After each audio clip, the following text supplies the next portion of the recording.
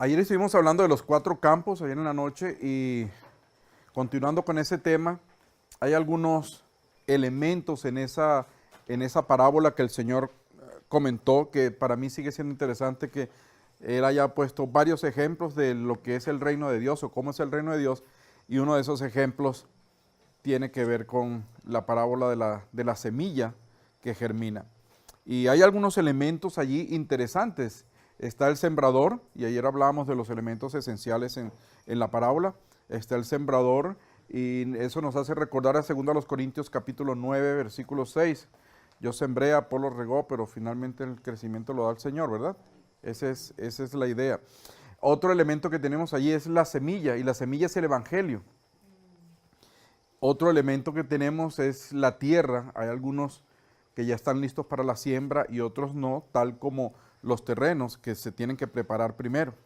Y esto es importante recordarlo y detenernos un momento allí, porque a veces nos frustramos porque la gente no cree en Cristo, no acepta a Cristo, decimos, esa gente está dura, pero es que es como la tierra dura, ¿no?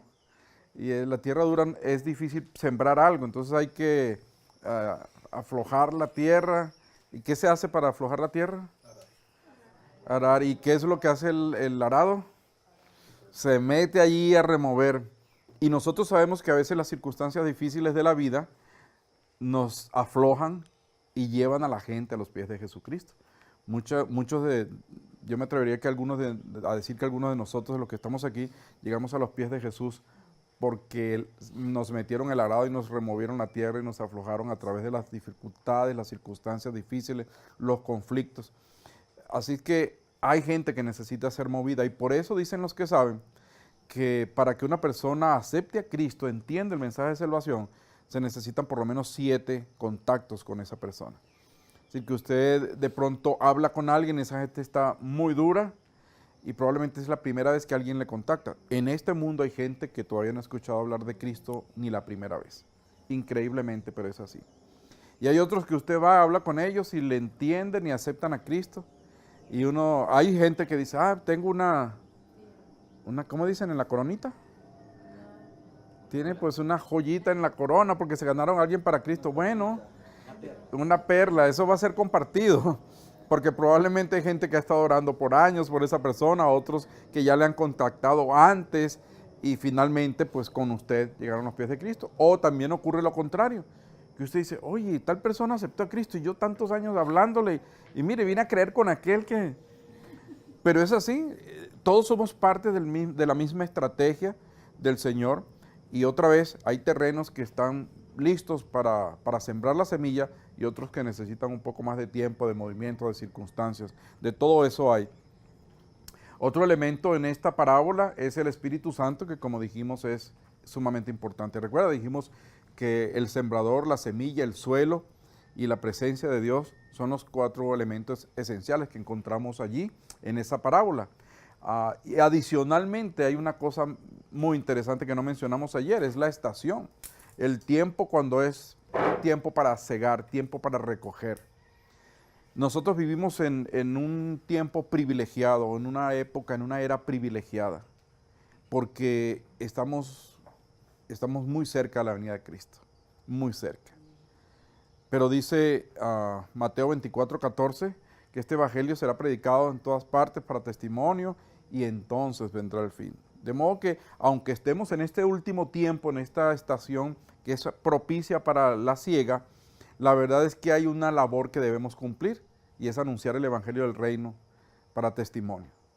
Entonces somos responsables bien de acelerar la venida de Cristo, aunque sabemos que pues eso está establecido, el Señor en su tiempo es perfecto, pero desde la perspectiva humana, si algo podemos hacer para que el Señor venga, es predicar el Evangelio. Y si tomamos en cuenta que Él no quiere que nadie se pierda, entonces pues vale más la pena el esfuerzo que hagamos. Estamos aquí pensando precisamente en eso. Así que bueno, aquí tenemos algunos elementos que son importantes en esa parábola y que nos ayudan a entender los 4 campos, esta estrategia que alguien llamó los 4 campos. ¿Algún comentario adicional? Ninguno. Muy bien. ¿Preguntas? Aproveche que está Rafa, porque si él no está no vamos a poder contestar. Una cosa importante tiene que ver con la cantidad de trabajadores. Como dije, tenemos una responsabilidad. Y si el campo está listo, si la siega está lista, si es el tiempo para cegar, pero no hay trabajadores, se pierde la cosecha. Recuerda que ahí en capítulo 10 de Lucas, el Señor estaba enviando a los 70 o a los 72, en las versiones más nuevas, Él estaba enviando a la gente y Él les dijo, mire, el trabajo es demasiado. Y se lo está diciendo a la gente que está enviando. Dice, el trabajo es demasiado, o sea, no crean que ustedes van a poder con esto. Pero Él no les dijo, bueno, tracen una estrategia para captar voluntarios, contraten más gente, nada de eso. ¿Cuál fue la solución que el Señor le dio? Orar, orar, orar. Eso es lo que tenemos que hacer, orar. Otra vez encontramos uno de esos 3 elementos que mencionamos ayer, ¿recuerdan? La oración, la palabra y la dependencia del Espíritu Santo. Y el Señor le dice a los obreros, mira, el trabajo es demasiado. Y lo está diciendo el Señor. Así es que ruéguenle al Señor de la mies que envíe obreros a su mies. Necesitamos orar por más obreros. Nuestra oración diaria es, Señor, envía más obreros. Y cuando este entrenamiento se concretó y todos ustedes dijeron que venían, yo dije, esta es respuesta a la oración que hemos hecho. El Señor está enviando más obreros a su mies.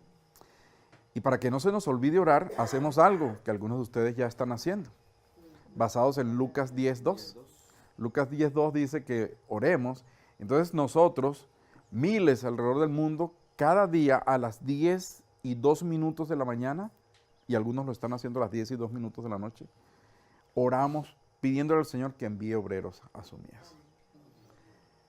Yo les invito a que participen de ese ejército, yo lo llamo ejército 10:2, el ejército que ora todos los días para que el Señor envíe obreros a su mies. Si oramos de esa manera, primero estamos haciéndole caso a la estrategia de Jesús, que dijo que oráramos, y en segundo lugar, estamos propiciando el aumento de gente que vaya y comparta la fe.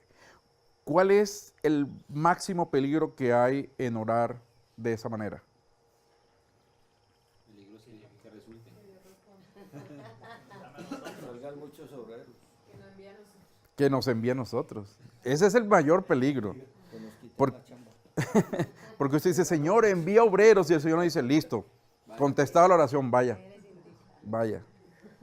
Una característica que hemos estado viendo en el movimiento es que gente está, como Jacob, que estaba en Haití, o, ¿cómo se llama? De nuestra iglesia, el que está ahora en Grecia.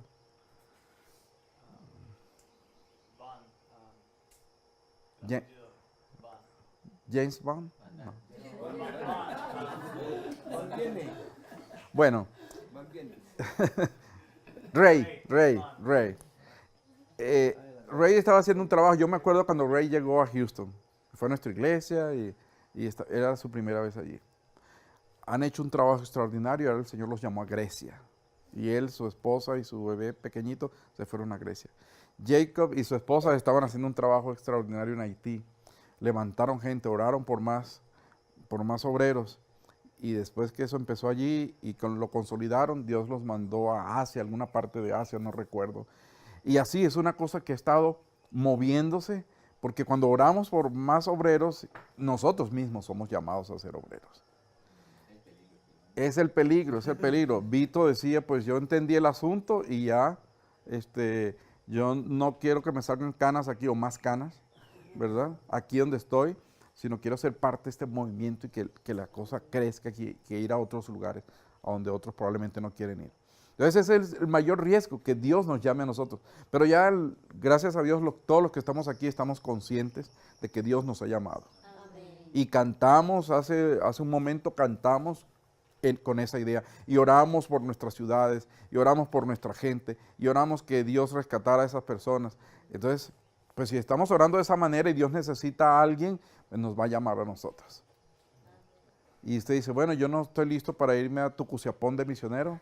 Pues a su alrededor, en su Jerusalén, en su Judea, eso también lo dijo el hermano durante la administración, me seréis testigos.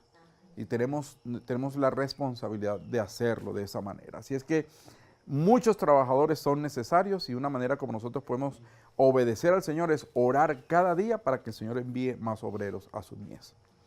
Es interesante cuando uno encuentra gente que llega a donde estamos nosotros y dice, mira, ya creí en Cristo, ahora ¿qué más tengo que hacer? Y eso nos da una responsabilidad porque por otra parte nosotros tenemos que modelar ese proceso, que es otra conversación que vamos a tener en estos días. La estrategia de Jesús para el reino. Dijimos que habían 4 campos, ¿recuerdan? Tiene su hojita de los 4 campos, ya veo que lo están rayando ahí, si les queda espacio, pues. La estrategia de Jesús fue entrar, buscar a la gente, no se ve muy bien, buscar con quién compartir el evangelio. Esa fue la estrategia de Jesús, ¿cierto? Se iba a algún sitio y se ponía a hablar con la gente. Obviamente algunos se acercaban a él porque ya habían escuchado de él. Señor, Jesús, hijo de David, ten misericordia. Eso lo buscaban a él. Pero en muchas otras ocasiones Jesús buscó a la gente. Esa gente que estaba lista para recibir esa palabra y otros que no estaban listos. Porque no fue que el ejemplo de Jesús es que con todos los que se encontró, pues con eso les fue bien, sino que de pronto se encontró con algunos que, Señor, ¿qué tengo que hacer para ser salvo? Bueno, vende todo lo que tienes, dáselo a los pobres y ven y siguen. Cabizbajo, porque la cosa no era tan fácil, necesitaba un poquito más de arado ese joven. Hablamos del segundo campo, que es sembrar, es poner la semilla del evangelio. Jesús lo hizo, él compartió el evangelio. Obviamente en el tercer campo también tenemos el ejemplo de Jesús de discipular, ayudar a la gente a crecer y a obedecer. Fue lo que él hizo con sus discípulos, los ayudó a crecer. Interesantemente, cuando pensamos en esa estrategia de Jesús, pensamos en cómo él utilizó su tiempo. Recuerda que él envió a los 12 primeros en el capítulo anterior de Lucas que mencionamos, en el capítulo 10 envía a los 70 o a los 72. Tenía el día de su resurrección, habían como 500 que estaban allí, en el aposento alto habían como unos 120, es decir, que los seguidores de Jesús no eran ese grupito pequeñito que andaba con él arriba y abajo. Pero Jesús utilizó una estrategia de discipulado bastante interesante, un poco distinta a la que generalmente nosotros utilizamos. Y es que nuestro tiempo se invierte, para decirlo de una manera elegante, nuestro tiempo muchas veces se invierte como pastores especialmente, en mucha gente. Jesús pudo haber pasado su tiempo con 5,000, porque se reunieron 5,000, recuerdan, cuando los panes y los peces, y algunos dicen que pues lo estaban siguiendo por los panes y los peces, ¿no? Pero lo cierto es que si Jesús hubiera querido tener a toda esa gente junta, pues hubiera podido hacerlo, y muchos más, y causar un impacto, y pasar los 3 años y medio de su ministerio con esos 5,000. Pero Jesús no lo hizo así. Se dedicó a pasarlo con un grupo pequeño, invertir tiempo en ellos, mucho tiempo en ellos. Otra vez, si comparamos con el tiempo nuestro como pastores, pues que la señora que se está divorciando, el marido que le pega a la mujer, los niñitos que están abandonados, la señora que tiene depresión, el hombre que es un alcohólico. Pasamos tanto tiempo atendiendo a tanta gente que se diluye nuestro tiempo y probablemente al final del ministerio digamos, ¿en qué hemos invertido el tiempo? El ejemplo de Jesús fue distinto. Jesús da unos filtros interesantes y al final encontramos a Jesús con 12 personas. De esas personas, bueno, no al final, todo su proceso. De esos 12, 3 de manera especial. Y uno dice, ¿por qué no pasó más tiempo con los 5,000? ¿Por qué decidió pasar 3 años y medio con este poquitico, en especial con estos 3? Pero ¿recuerdan cuántos se convirtieron en el primer sermón de uno de esos 3? Y lanzó 2 predicaciones y en las 2 predicaciones tenía como 8,000 personas ganadas para Cristo. Fíjese, lo que es invertir bien el tiempo. Entonces, eso nos llama a nosotros a la reflexión, a utilizar la misma estrategia de Jesús en cuanto al discipulado y al liderazgo, que es el último punto. Utilizar adecuadamente el tiempo invirtiendo en gente que veamos que son nuestros Timoteos, gente en la cual podemos sembrar. Algunos de ustedes trajeron a sus Timoteos y eso es lo mejor que pudieron hacer, invertir en esas personas. Porque fue la estrategia que Jesús utilizó y le vimos resultados más adelante. Reunir, Jesús reunió sus discípulos invirtió en ellos y la explosión posterior la hemos visto en el Nuevo Testamento y nosotros mismos somos resultados de eso. Es interesante en Juan 17 cuando el Señor ora y dice, más no ruego solamente por estos, sino también por los que han de creer en mí por el testimonio de ellos. Nosotros somos resultados de ese trabajo de los discípulos que no se quedaron allí en su entorno solamente, aunque un poquito empujados, ¿no? Porque Hechos 1:8 dice, van a ser testigos en Jerusalén, Judea, Samaria, hasta lo último de la tierra, pero nadie se quería ir. Así es que como 1:8 no se cumplió, entonces 8:1 vino en auxilio. 8:1 dice que llegó la gran tribulación y fueron esparcidos por todas partes. Y por eso después encontramos una iglesia tan fuerte ahí en Antioquía que dio lugar al movimiento misionero que se esparció el evangelio por todo el mundo conocido para ese entonces. Y en cuanto al liderazgo, Jesús desarrolló, ¿sí se ve la D ahí? Sí. Desarrolló a los que estaban dispuestos a ser desarrollados. A veces vemos a alguien y nos parece que es un buen Timoteo, que es una buena persona para desarrollar, pero no tiene la disposición.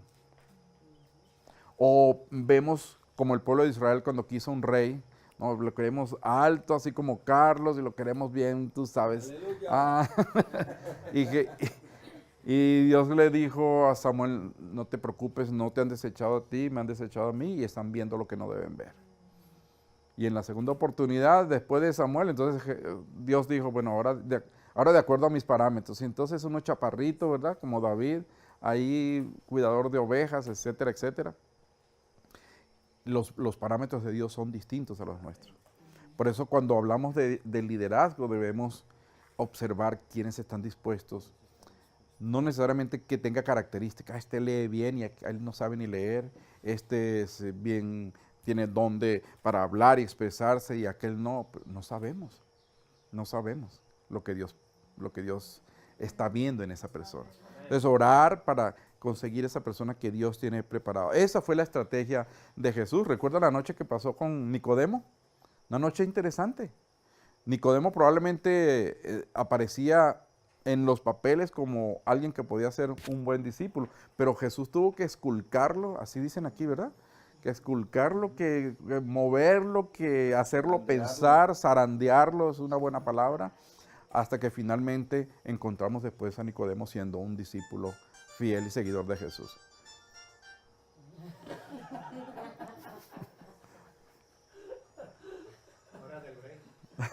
Casi. Nuestros relojes van a sonar a las 10:02. No por el break que es a las 10, sino a las 10:02 para que recordemos y oremos. Y les invito a que hagamos esto cada día. Mire, les cuento un testimonio, algunos de ustedes ya lo han escuchado. Los primeros viajes que hacíamos para entrenamiento, mi salud empezó a ser bien afectada, muy, muy afectada. En Costa Rica yo pensé que me iba a quedar ciego en un momento. Estábamos en una zona de mucha influencia espiritual demoníaca. Ahí íbamos a tener un entrenamiento y yo sentí que se empezó a desprender algo en mis ojos. Yo acababa de ir al oftalmólogo para hacer una revisión y no me habían encontrado nada. ¿Usted está bien? Pues. Y de pronto ahí literalmente pensé que me quedaba ciego. Le escribí un texto a mi hija, o a mi familia para que oraran. Y mi hija, que es médico, me respondió de vuelta con algo que conservo en mi teléfono. Dice, papá, tú no tienes nada en los ojos. Eso es un ataque diabólico en contra del ministerio que estás desarrollando. Estamos clamando a Dios por ti, etcétera, etcétera.